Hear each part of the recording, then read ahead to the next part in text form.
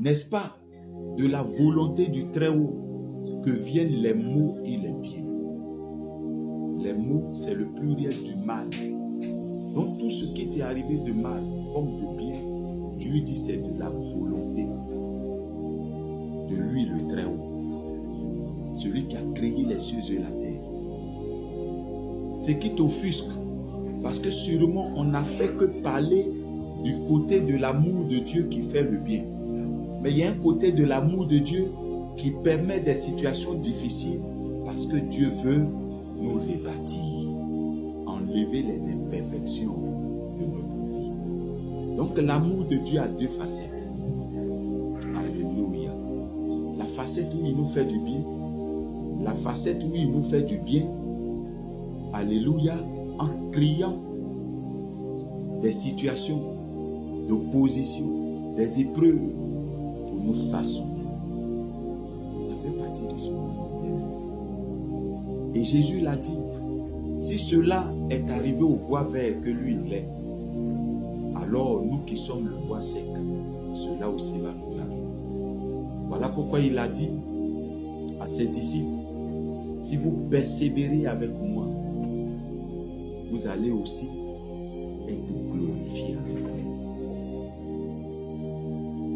Voici le sens du message que je suis venu vous donner. Personne ne t'a persécuté. Personne ne t'a fait souffrir. Non. Dieu a permis des épreuves pour que ta vie soit restaurée. Et ces épreuves-là, c'est forcément qu'il va passer par tes semblables. Alors, ne leur garde pas rancune. Alors, ne les méprise pas. Alors, ne les rejette pas. C'est Dieu qui a permis les situations. Il dit dans sa parole que tout concourt au bien de ceux qui aiment Dieu. Dans le tout, pour ceux qui ont fait les mathématiques, c'est une valeur absolue. Dans la valeur absolue, un homme négatif sort positif.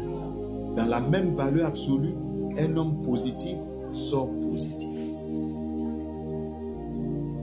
Donc Dieu, dans la valeur absolue, il dit tout concourt au bien de ceux qui l'aiment. Reviens frère. Reviens pour éviter la condamnation qui pèse sur l'humanité. Reviens à Jésus. Reviens à Jésus. Il n'y a pas un autre chemin. Non, non, non. Jésus dit, je suis le chemin, la vérité et la vie. Celui qui vit en moi vivra, quoi même qu'il soit. Celui qui a le Fils a la vie, et celui qui n'a pas le Fils n'a pas la vie. Bien-aimé, choisis Jésus parce que tu es conscient, tu as pris conscience que tu dois fuir cette condamnation éternelle. Mais ne choisis pas Jésus pour ce qu'il peut te donner comme bien matériel. Non. Il dit, si tu as trouvé le royaume, toutes ces choses te seront données par le Seigneur. N'abandonne pas Jésus. Reviens. Reviens. Il continue au verset 39 de Lamentation 3. Il dit, pourquoi l'homme vivant se plaindrait-il? Jésus n'a pas dit mon peuple. Il n'a pas dit mes enfants. Il dit l'homme vivant. C'est-à-dire les épreuves auxquelles nous sommes confrontés n'est pas seulement destiné aux enfants de Dieu. Il est destiné à toute créature. Même les animaux sont éprouvés. Alléluia. Dans leur recherche de la nourriture, ils sont éprouvés. Il y a d'autres qui sont obligés de courir derrière leur proie, faire des efforts. Bien-aimé, il n'y a rien de facile sur la terre. Donc ne te plains pas des situations qui t'arrivent. Même prendre une cuillère pour prendre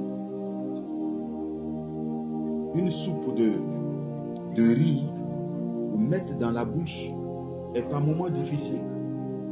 Souvent même, tu n'as pas envie de manger. Il n'y a rien de facile. Ne laisse pas l'ennemi te braquer. Ne laisse pas l'ennemi t'attendre dans ce feu éternel. Parce que c'est ça son souhait. Dieu l'a préparé uniquement pour lui. Mais malheureusement, ceux qui vont le suivre vont y aller. Vont aller goûter à cette souffrance éternelle. Jésus dit non. Pour toi et pour moi. Alors relève-toi de là où tu es tombé. De là où tu t'es découragé, relève-toi. De là où le désespoir t'a envahi, relève-toi. Dieu te tend. Son amour est encore au beau fixe de t'accueillir comme l'enfant prodigue. Si tu as quitté une église, reviens à la maison du Seigneur. Si tu as quitté la voie du Seigneur, reviens sur le chemin de Jésus-Christ. Si tu as été refroidi, alors relève-toi et Jésus va t'éclairer. Alléluia. Il continue. Que chacun se plaigne de ses propres péchés. Parce que pendant que tu te plaignais, pendant que tu murmurais, tu étais en train de pécher contre Dieu. Amen. Dieu dit si quelque chose t'arrive, c'est parce qu'il y a un péché dans ta vie. Et il permet cette situation pour que cette situation t'enseigne une leçon, afin que la leçon tirée te fasse sortir définitivement de ce péché. Alléluia.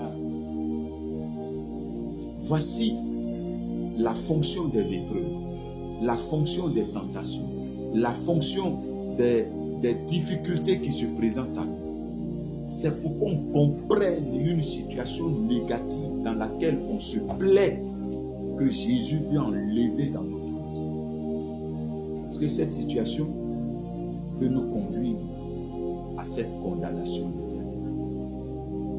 Alléluia. Alléluia. Alors, qu'est-ce qui est dans ta vie que Dieu veut enlever? Quand les épreuves arrivent, pose la question à Dieu.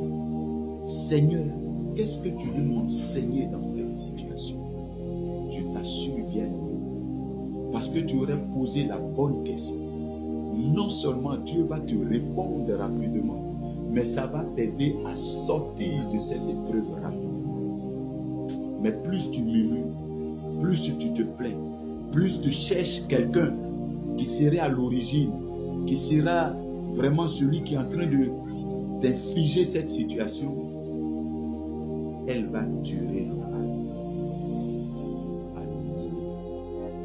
Ne laisse pas les situations durer. Le peuple d'Israël, dans la Bible dit qu'il devait faire 11 jours pour aller dans le pays.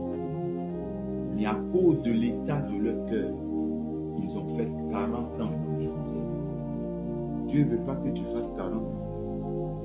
Non, non, non, non. Dieu veut que tu sortes, tu comprennes comment lui fonctionne, afin qu'il puisse atteindre ses objectifs avec toi. Relève-toi. Ne reste pas assis dans ta situation. Dieu veut que tu te relèves. Dieu veut que tu te relèves. Dieu veut que tu te relèves. Il t'étend encore la main. Ah, il t'étend encore la main. Et pendant que tu m'écoutes, je déclare que le découragement quitte ta vie. Je déclare que le désespoir quitte ta vie. Je déclare que tout ce qui est blessure dans ton cœur guérisse maintenant même. Oh, mets la main sur ton cœur. Je déclare que toutes les afflictions, tout ce qui est peur, tout ce qui est crainte, tout ce qui est rejet, tout ce qui est mort, te relâche au nom puissant de Jésus. Et que la lumière de Dieu, qui est le symbole de sa présence, t'envahit en ce moment précis.